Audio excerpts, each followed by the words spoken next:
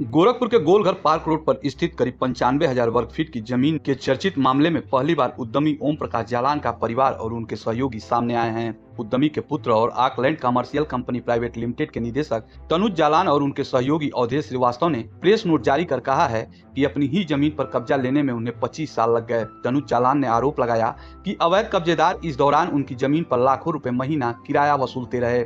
उन्होंने साफ कहा कि इस मामले में असली पीड़ित पक्ष हम हैं, लेकिन प्रतिपक्ष स्वर्गीय केदार सिंह की प्रतिमा की आड़ में समाज को गुमराह कर भावनाएं भड़काने का काम हो रहा है। तनुज ने दावा किया कि उन्हें कब्जा सुप्रीम कोर्ट के आदेश के बाद और केदार सिंह के उत्तराधिकारियों की लिखित सहमति से मिला है।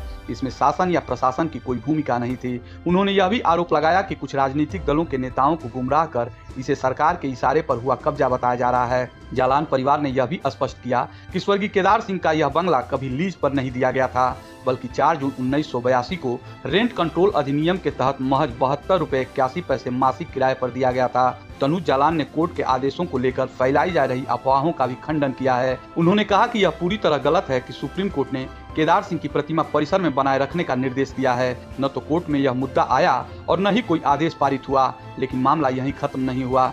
जमीन का कब्जा भले ही कंपनी को मिल गया हो, मगर स्वर्गीय केदार सिंह की प्रतिमा को लेकर विवाद जारी है। सैंथवार समाज के नेता मुखर हो गए हैं।